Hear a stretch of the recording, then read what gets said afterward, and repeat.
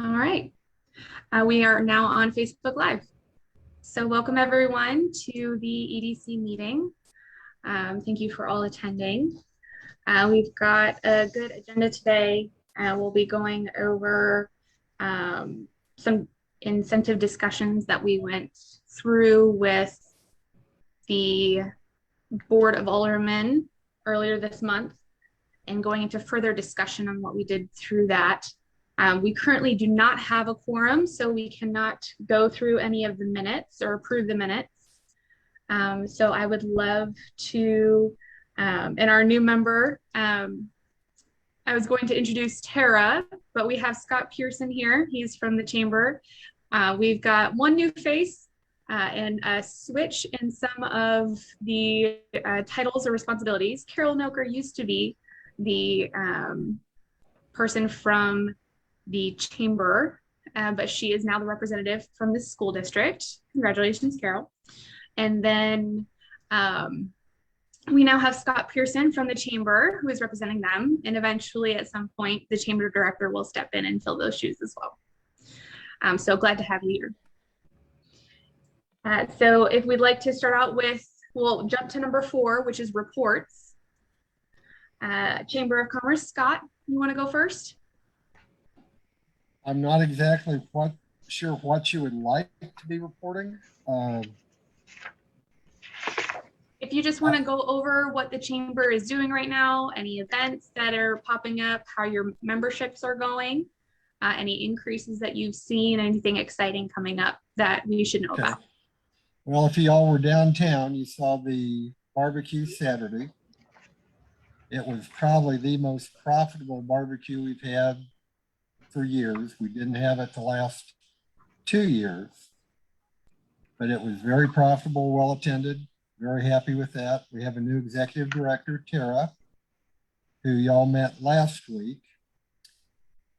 The position and the whole concept is new to her, but she's catching on very quickly. Carol was kind enough to help train her the first couple weeks. And Carol, you did an excellent job. She didn't leave screaming, so thank you very much for that. Like Anna said, that position will normally be on the EDC, but we got to get her feet wet first. So I'll be representing the chamber until such time as she's comfortable taking over the position.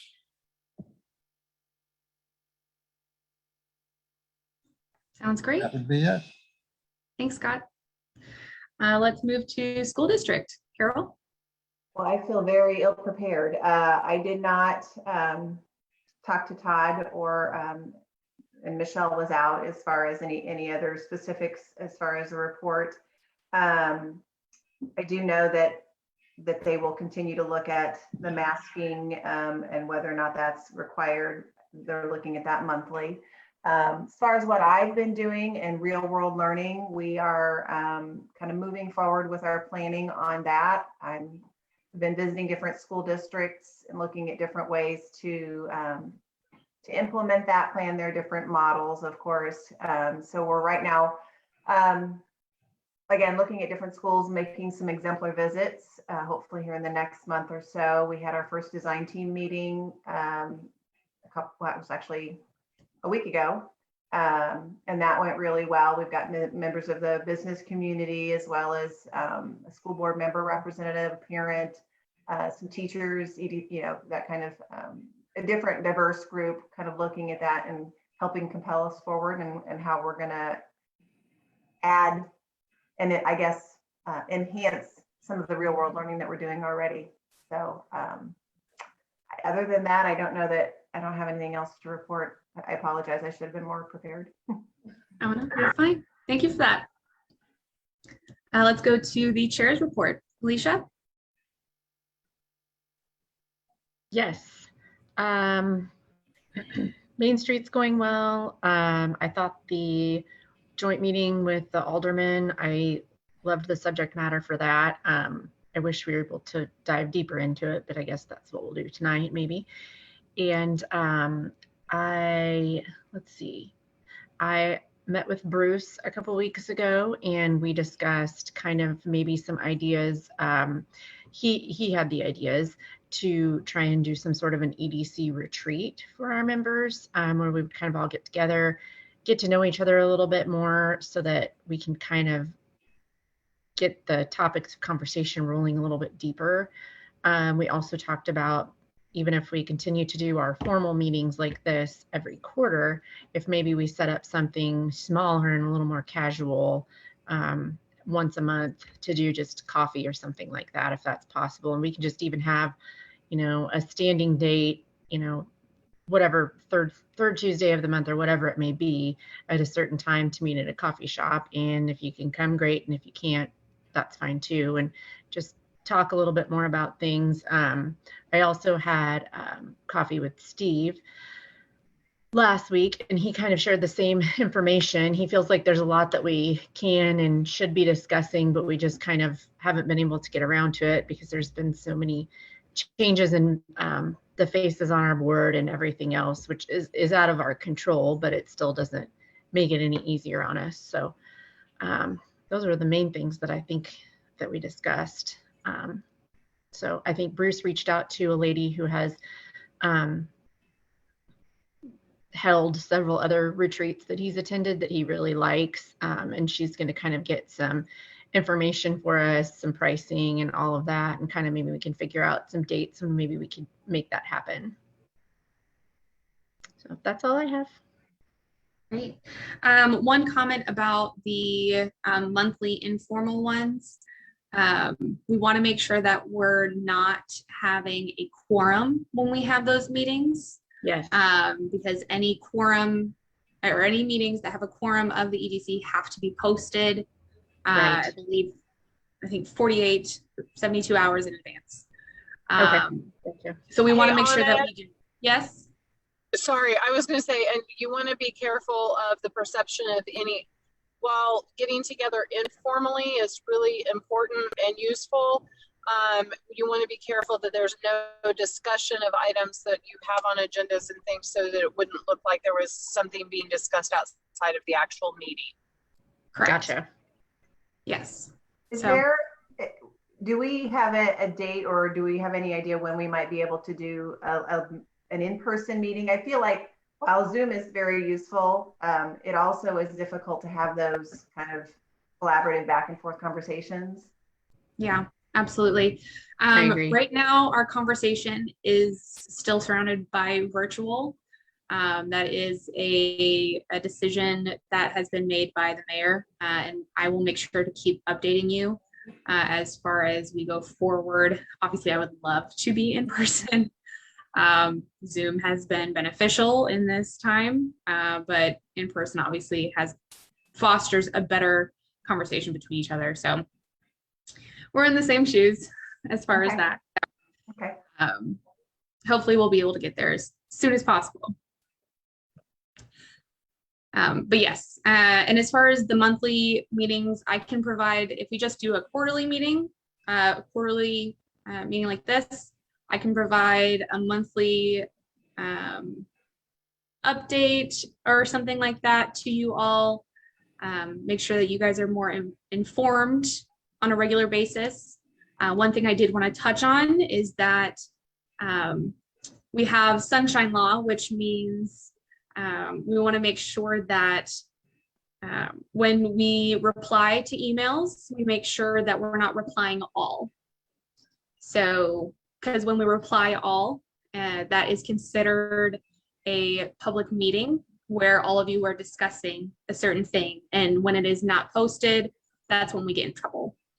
So we want to make sure that emails or anything like that, if you have something specific that you want to discuss in a meeting or discuss or talk with other people on the board about or on the committee about, either CC me and make sure that you're not emailing a full quorum or the whole committee. And I would like to, our city council or city legal team, John Reddick, he provides training on this stuff as well. So that's in executive session as well. So he goes over sunshine law, he goes over what is appropriate to be doing, what isn't, that kind of thing, where how to say aye or nay or motion second, the basics, but also making sure that we're protecting ourselves when it comes to following Missouri law. So we can include that in a future date as well in an executive session. All right.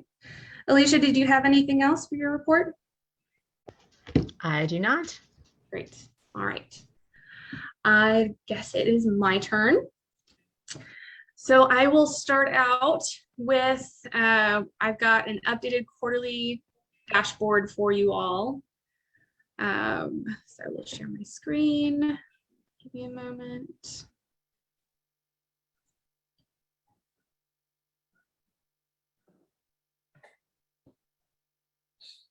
So I've had all of these, but here we go. So economic development quarterly dashboard. Some exciting information as we move forward. We are up on everything, which is very exciting. So residential permits, well, not on residential permits. That's the only thing we're not, apologize. Residential permits, we have 41 year to date. Commercial permits is 7 year to date, which is up 1 from last year.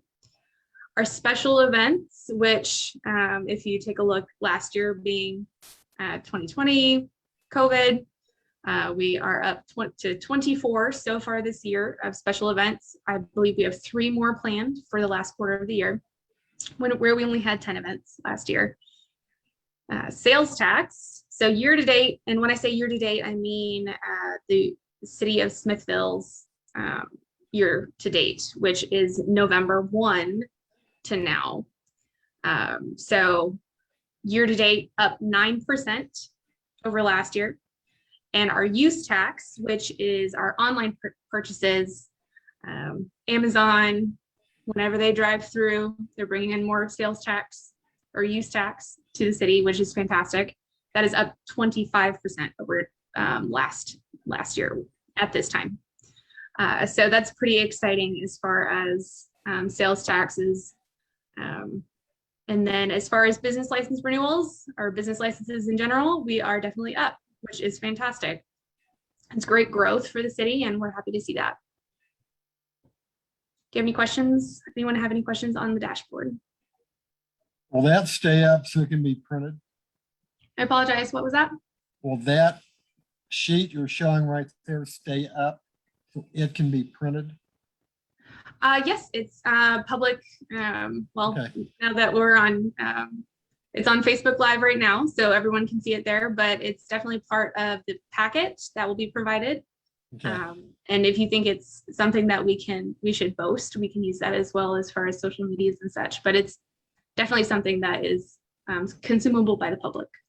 I just want to show that to the chamber board at the next meeting. Absolutely, I can email this to you. Okay, thank you. All right, I will stop share. And then I have a lot of development updates for you all, which is very exciting. All right. So for current development, handy dandy cheat sheet. So as far as Smithville Marketplace, the strip center is nearly complete. Domino's in the strip center is almost complete. I believe they're waiting on electricity from Evergy. The reason Evergy is lagging a bit is because they've been helping out in the New Orleans area because of Ida. So that's what's been delaying that situation. Jimmy John's in that same strip center has just been approved for construction. And then Heartland Dental is approved for construction and is underway. And those are all in that strip center. Burger King is underway and approaching final completion, which is exciting. Herzog Foundation North is well underway. The Herzog Cabins have begun construction. Shamrock Gas Station, so it's been under construction for a while now. An underground storage tank remediation has delayed the project while extra work has been completed. So the tank under the ground that holds everything has caused some sort of delay in their construction. Shoreline boat repair. The building is completed, but site plan work is still open, so it's not completely closed out. KCI RV storage is under construction with its third building. It's fun to take a look at that every single day as I come into town, how much further they got that day. Smithville Attic Storage has begun construction, and 2 of its unconditioned space buildings, or has begun on construction for those 2 unconditioned space buildings. The South Bridge Street building rehab projects are nearly complete with just 1 new tenant finish to be completed. The CPC medical marijuana grow and manufacturing facility is now under construction. The First Park Industrial Park is still under construction, and then the streets are anticipated to be in by mid-October. Eagle Ridge Residential Subdivision, which is north of the high school, is still attempting to get approval for paving the streets. Currently, they're dealing with some soil issues for that, so that's what's delaying that a bit. And then Diamond Creek Residential Subdivision, which is east of Manzanola and Spellman Drive at 6th Street, has been issued its permits for infrastructure construction. So be looking out for all of those things happening. And then some upcoming development. I know there's always some talk about what's happening in the downtown area, and always we are in negotiations in a lot of them. So there are details that I am not able to talk about in a public meeting. But at this time, so staff is still in negotiations with the Bridge and Meadow project. We issued an RFP earlier this year, and so we received 1 proposal, and we are still in negotiations with that developer at the moment. The old hospital on Main Street, staff is currently in negotiations with the developer. And then the courtyard alleyway, that is the most recent update. We have had discussions with the Board of Aldermen, and they have directed staff to draft an RFP for the sale of the land that is next to Humphrey's restaurant. So what we know as what it looks like an alleyway, that is actually park land. So there were 3 different options that staff presented to the board: lease it, sell it, or do nothing. The board went with sell it. So staff is currently working on an RFP for that. So you guys will be able to take a look at that as well. Of the development updates, that is all that I have. Anyone have any questions? I went through that really quickly. I can send that out to you as well. Cool. If you're writing furiously, trying to get everything down. So, all right, great. All right, the next part of our meeting is under discussion items. Earlier this month, September 7th, the EDC had a joint meeting with the Board of Aldermen. During that meeting, our council from Gilmore and Bell, Megan Miller, joined us, and she was able to go through all of the different incentives that are available to us as a municipality, available to developers that they can use to have more growth within the city. And she went through it really quickly, which there's only a short period of time that we can do that. And obviously we're all going to have questions. So I wanted to make sure that we had more of a discussion surrounding these incentives, give you some time to work through a little bit of it. And also I wanted to make sure that I get your input on these incentives. What staff is looking for coming away from this discussion is numbers. What are you all comfortable with? Our current incentive toolbox, it's basically a toolbox right now. It's not a policy, it's a toolbox saying these are the things that we can do, but the city hasn't really said this is what we will allow to be done. So the statutory max is what's in our toolbox, and that's not necessarily what the city would want to move forward with all of the time. So I want to make sure that we have discussions on these, what you think about the incentives and how much of each incentive you believe would be palatable for you all as the advisory committee to the Board of Aldermen, and making sure that this discussion then informs policy and then goes to the Board of Aldermen for their approval as well and their discussion and so forth. So I'll open the floor first. If there's anyone who would like to discuss anything specific, but then after that, I'll probably just start going through each one and getting your notes on these incentives. So this should be a discussion mainly from you all as the EDC. Does anyone want to start out? I can. Oh, go ahead, Scott. Well, my only question was when we passed the one back on 2017, I know that affected the school greatly. I'm just curious what Todd's opinion is going forward on a possible new TIF. So Carol, can you speak for that or should I wait for Todd? Yeah, I can't speak for Todd, and that would, obviously that's something that I think would have to be put in front of him and in front of Robert. I wouldn't be qualified and wouldn't feel comfortable speaking directly to what the school district would say. I mean, and I think I mentioned this in their last meeting. I wasn't really involved enough and was still new to the chamber even. And I think it was even pre my time with the chamber when that happened. So I don't know how that entire process works and when that information is shared and when those conversations happen. But I guess I would just want to say that we need to make sure that those conversations are being had rather than behind closed doors. I wouldn't want there to be any surprises.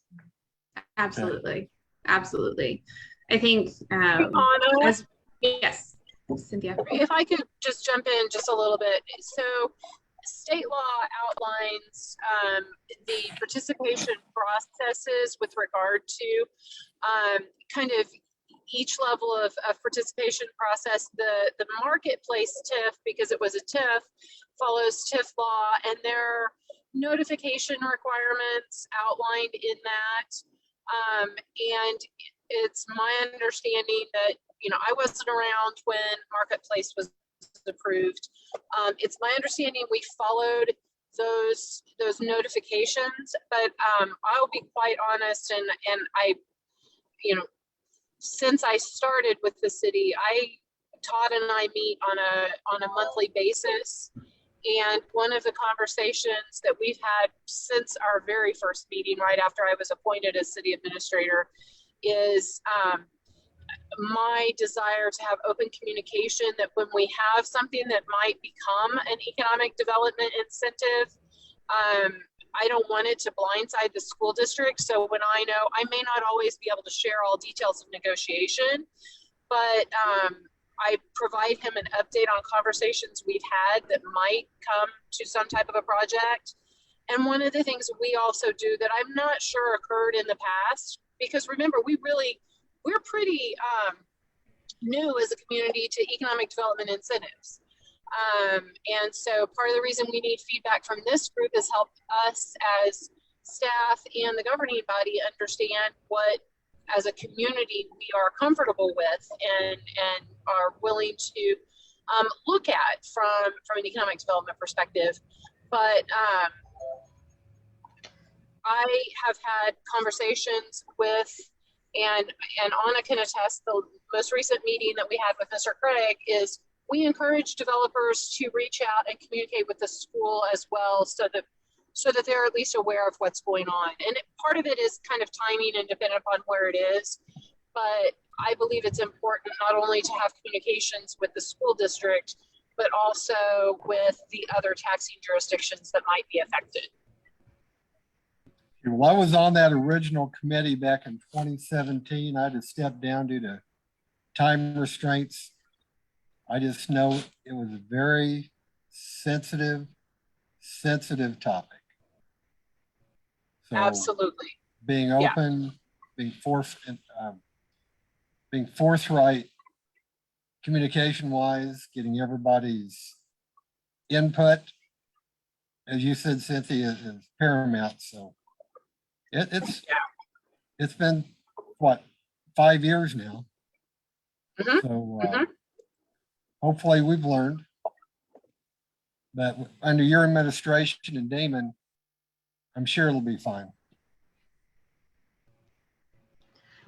I kind of agree with what Cynthia said, that I feel like everything is just still so new for our community that I honestly, that was one of the reasons during the training that I kind of kept asking Megan for examples of those types of things that have been done in other communities, because we don't have anything to relate a majority of those topics to here in Smithville. So hearing things like, okay, this is what they did in Zona Rosa, or this is what they did out at I-70 in Adamsbury, or things like that, I think that is what's really going to help us kind of educate ourselves as a way to relate it to something that's going to be done here in town. But I feel like I don't even really know what questions to ask right now to inform myself, because I don't have that much experience. I mean, I want to know, but I don't even know what I want to know, if that makes sense. It's tough when you don't know what questions to ask. Yes. It's complicated. I'm with Alicia. I was trying to read through the document and really trying to understand. There are so many pieces to each one of these that it's really difficult unless you have something to base it on. So if we can have, like Alicia said, some examples, or maybe just frame it so that here's a situation and what it would look like, that would be very helpful. I also agree. I read through the 47 pages again last night, trying to understand, everything. And I did like how they gave us examples, but like, I don't venture to a lot of those places outside of Zona Rosa very often. So I'm like, not really knowledgeable on them.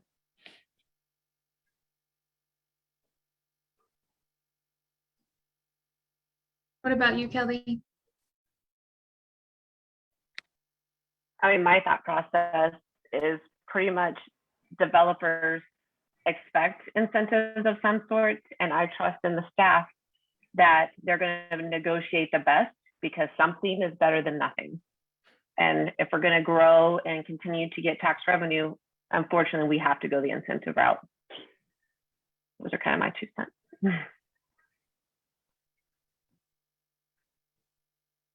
So as far as the discussion that we would like to have with going through different incentives, talking about numbers associated with incentives, how many years, what percentage of incentives, I'm getting a consensus where we're not necessarily there yet in that conversation.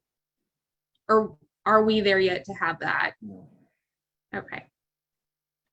What do you all, so I've got examples. What do you all need from me so we can get there? So we can have that conversation. Well, I think from the staff perspective, you probably have a better idea of maybe what type of incentive will be coming before our eyes the soonest. So maybe kind of prioritizing how we are educated on each of those things. So say, just pulling this out of my head, out of thin air, say you think there's a TIF coming along soon, then just say, okay, well, here's an example of how this went here. It was this timeline, it was this percentage, blah, blah, blah, blah, blah. And then we can kind of at least put pen to paper and understand a little bit better. I mean, I'd like to be informed on all of them, obviously, and I think we should, but just kind of prioritize, if possible, getting us the most information on what's going to come at us the soonest. Yeah, and I definitely understand that, but we all also want to make sure that, so the purpose of all of this is to update or create a policy as well. So I can definitely go over the most pertinent ones first. Right. But we want to make sure that we go through all of these incentives so we can have a comprehensive policy as we move forward. Because we want to make sure that the policy that we do create is done consistently over time. Mhm. So if we wait until one incentive pops up, do the education, Right. do all of that, it's how we've been doing it, which has worked. And so we want to make sure that we do this moving forward with a little bit more efficiency. Cynthia, Yes. do you have a comment? Yeah, actually, if I could jump in just a little bit, that you phrased that well, Anna. This really helps us in when a developer comes to us to develop a framework of, all right, well, I'm looking at a development. I'm thinking about whatever I can throw out there and might stick to the wall. Whether it's TIF, whether it's Chapter 100, where it's 353, every project is a little different in there. If you remember the conversation with Megan, sometimes they're layered. Sometimes there's a community improvement district and a transportation development district on top of the TIF. And it may make sense in certain situations. Take, for example, Adams Dairy Parkway, there is a TIF there. It's kind of similar to the marketplace, only more off of I-70 and a little more visible. And so in a situation where we're looking at more commercial in a commercial area that might have, difficult terrain, or kind of depending upon what the situation is there, what makes most sense to utilize the specific tools in various areas. State law limits the amount of time each incentive and percentage that each incentive can be utilized. But, we got some direction from the board and the EDC at the last meeting that, hey, it makes sense to be able to utilize any of these. It just kind of depends on the situation. Okay, well, what is the situation that's ripe for use of TIF? What is the situation that is ripe for use of Chapter 353? What makes sense here? I'll just throw this out here. For instance, one of the things in conversation with Megan, as we're starting to look at information from various developers, we get financial information from the developments. And do we bring something forward to the board with a return on investment that's, to the developer of 8, 9, 10, 15, 30%? What makes sense of, if the return on investment, and a developer is going to be able to get certain percentage of return, at what point does it make sense for public investment or public participation in that to taper off? Does that make sense? And it may be different in one situation versus another.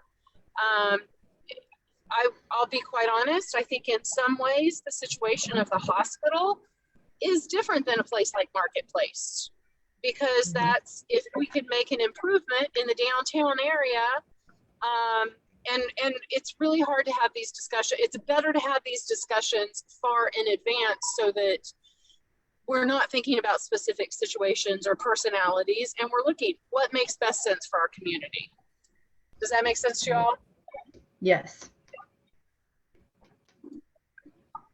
So those are the sorts of things, and like, it may not be something that we can get into significant detail tonight. I think Anna's question of what information do you all need to start thinking about this, or how can we help you think in terms of the questions we're looking at, so we can keep this discussion rolling along. And it may be also, you guys, I know you were talking about retreat or, kind of informal meetings. And Anna, you and I haven't talked about this, so I'm sorry to say this, and I don't know if it's something that people would like, but maybe, we had gone to quarterly meetings because there wasn't a lot for the Economic Development Committee to do while we were doing the strategic plan and the comp plan and the Parks and Recreation master plan. maybe you do need, maybe those are the sorts of things that we need to look at. Maybe 1 month you look at TIF, 1 month 353 to be able to chunk away at this. I agree. I think that would be awesome. I do. It's so hard for us. We're all so new, truthfully, to this. And when I was on the EDC before, it was, we were meeting quarterly, and really it was just kind of an information gathering, and that was it. So we all want to be thoughtful, I think, but also need to be knowledgeable enough about it to really give thoughtful and meaningful input. I would love to have some examples for each situation, and then kind of what are, I know there's probably not a standard, but maybe kind of a general average. This is where a lot of them land, you know, as far as percentages and so forth. That would be very helpful to kind of give us somewhere to start and have that conversation and kind of really get us rolling. Yes, and that's kind of what I meant to earlier when I mentioned prioritizing. I mean, I know we can't drag this out for too long, but I think obviously the most pertinent one we would want to educate ourselves on first. And then two, I feel like once we're able to kind of wrap our heads around one, some of the others will make a little more sense, you know, just because I feel like once you kind of get one, you'll understand maybe not everything about the others, but it'll just come together a lot easier. And we can absolutely do that. So we can, if we do monthly meetings, we can touch on 1 to 2, depending on the type of incentives, kind of move forward in a more educational route. And then we can have a more robust discussion about those incentives, whether the discussion happens with the education or that type of thing, to where we can slowly but surely chip away at that policy. And Anna, I really appreciated the 47 pages, but it was so hard to dig in and really understand it. If you maybe a little more layman's terms, that might be helpful. Yes, I mean, I agree with you. Yeah. I recently read through it again too, and I agree with you. I think that's the whole purpose of the summary pages at the very beginning, so you don't necessarily have to go through all the paragraphs at the end. So we'll probably still have a lengthy document like this, but if we can make the summary more efficient at the very beginning, it might be a little bit easier to get through or wrap your mind around. So yeah, so I can start off with this. I think just based off of our conversations, I think first incentive that we should go over is TIF, because I know with our current TIF, and I know that you all, that seems to be a common subject of what you all discussed this evening as well. So if we can start on TIF, I think that would be a good route at our next meeting. Make sure that I have examples, I'll have averages, I'll have best case, worst case scenarios, examples where they've thrived, examples where they've failed, if that would come out easier. Okay. Question.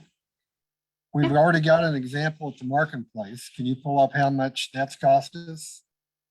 Absolutely. I can, not at the moment, but I can definitely provide that information. Great place to start. Yeah, absolutely. And I'm coming in late on this. Do we already have a proposal from a developer, or are we being proactive? As far as a TIF? As far as all this information. Is the developer asking for an incentive, or are we just being proactive? Both. Proactive. So we have, we definitely want to be proactive in general. Right. But for the Meadow and Bridge, we're in negotiations. The Meadow and Bridge property, we're in negotiations, which do involve some incentives. Steve, if I could also, I think I see this kind of working in tandem. Unfortunately, we are at a point where we've had a lot of quick, slow, kind of a hurry up and wait on both of the development pieces. I think we're in a point right now where hopefully we're able to get some better information from the developers to be able to have some evaluation and then opportunity to outline a process to provide the information to the governing body for review and the TIF commission as appropriate in a situation where a TIF is requested. So this is proactive, and as much discussion as we can have informs that process moving forward. But I don't think in either of the instances where we've had discussions that we will want to delay those potential review of development based on trying to get some direction from the EDC, if that makes sense. And part of that has just been a timing of getting everything in place, get the right information to folks, and ensure we have opportunities to look. But I think Scott, your question about marketplace, I think is good also to look at in terms of some other TIFs in the area and see how those compare so that we can see how we stack up in that way, and then what makes sense in different circumstances in the city. Absolutely. So, and did we kind of answer the question then of we want to be able to have as much information from the EDC to inform the thought processes that are going on, but we also want to be careful not to slow the process with development too much either, if that makes sense. I would agree, Cynthia. I mean, we're telling you right now, we don't feel knowledgeable enough to give you meaningful input. So, but we certainly wouldn't want that to hold up the process currently. Yeah. And I guess also to the point earlier, the question of ensuring that the school board's involved, and those, like I said, those conversations are ongoing, and I know that we've encouraged other development to have those conversations in addition to any that we would have. And then when it comes to the processes for the public review, we will be following the state required steps, and would obviously also be providing information to you all really on an informational basis, because it is the TIF commission and the governing body that would make decisions, if that makes sense to everybody as well. I have one more question. Admittedly, I have never attended a school board meeting, but if there's a way, anytime in the near future that there's a discussion where the public can be present regarding the TIF or anything on their ends, if we could maybe be notified of that so we could attend or listen, so that maybe we can hear some of their concerns. Is that possible?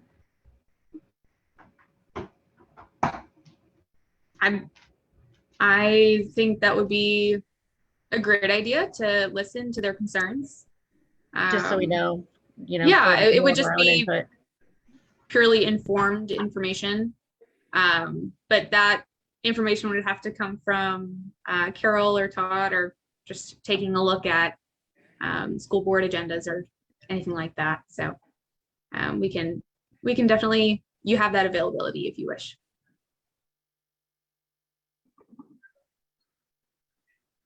Great. Okay. Anyone else have any more questions on incentive? Any more ideas on how I can set up our informative sessions? Okay, great. We do have a new type of item on our agenda, new business. Steve reached out prior to the meeting. His questions that he did ask, I do want to say, mostly revolve around the comp plan that the city did in 2019. Or no, sorry, 2020.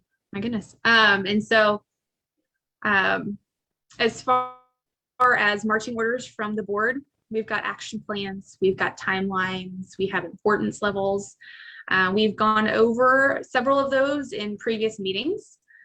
So if you guys all want to chat about those again, we can most definitely set up a discussion where we can do that, where we're at on certain things.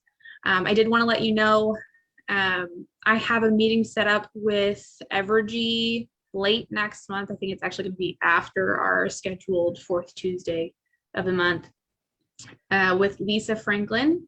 She is their head of their economic development for Evergy, and they have so much data.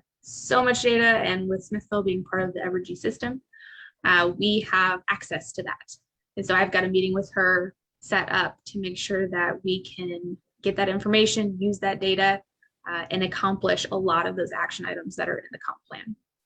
So does anybody else have any more items for new business? Hey, Anna, I might piggyback on your comment, Steve's questions about the comp plan, and for the whole group, next Tuesday night during the board meeting, we will be providing a status update on some of the items. Jack's put together a memo and some work plan items for review with the board on status of or progress in working through some of those recommendations from the comp plan. So that would be informative. You all could view that as well. We'll be on Facebook Live. Or if you want an invite to the Zoom meeting, let Linda Drummond know.